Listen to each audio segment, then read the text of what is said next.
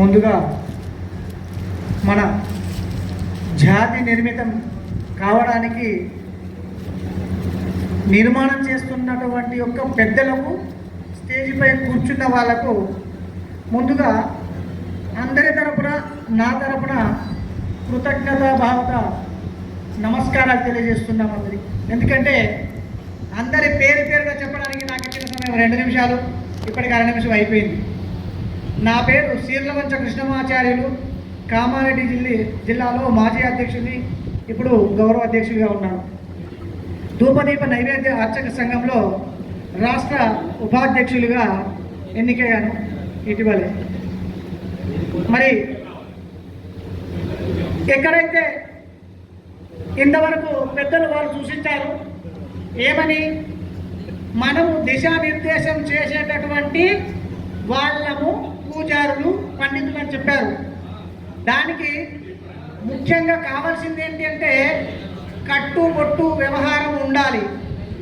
మరి నేను ఇప్పుడు దాదాపుగా ఒక 7-8 సంవత్సరాలుగా విద్యుత్ సభలలోకి వెళ్తున్నాను, చూస్తున్నాను. ఎక్కడికి వెళ్ళినా పూజారులందరూ పంచకట్టుతో వస్తున్నారు, మన వాళ్ళు అక్కడక్కడ ప్యాంటుతో వస్తున్నారు. ఇవన్నీ కొద్దిగా ఆలోచించి నిషేధించుకుంటే బాగుంటుందని నేను సూచనప్రాయంగా తెలియజేస్తున్నాను. నేను 36వ సంవత్సరం అవుతుంది, ఒక రిపోర్టర్ని కూడా. నా వయసు 65 సంవత్సరాలు.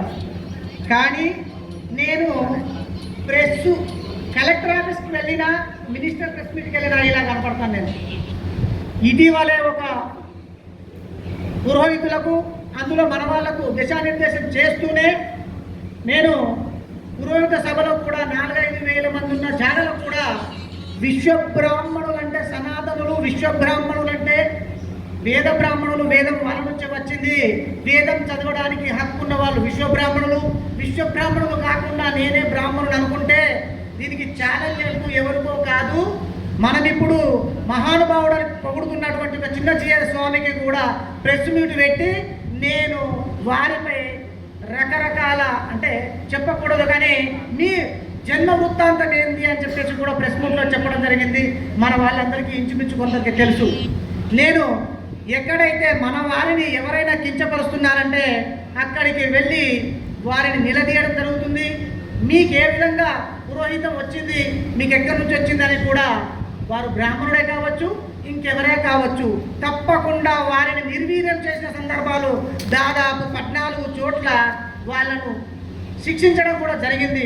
ఎందుకంటే మన రాష్ట్రంలో ఇప్పుడు ఎన్నుకోబడుతున్నటువంటి నాయకులు, నేను వారికి సూచన చెప్తున్నా, అయ్యా వయోభారముతో పెద్దలు, మా గురువుగారు, మన అధ్యక్షులు రామడుగు నరసింహ ఆచార్య గురుదేవుల గారికి వయోభారం వలన రాలేకపోయారు. కానీ ఈ సభలో ఆయన గారి మూర్తి ఉంటే నిజంగా మన సభ ఎంత విరాజిల్లుతుండనో ఈరోజు ఆయన పాదాలకు నమస్కరించి మనం చేసుకోవాల్సిన అవసరం ఉంది.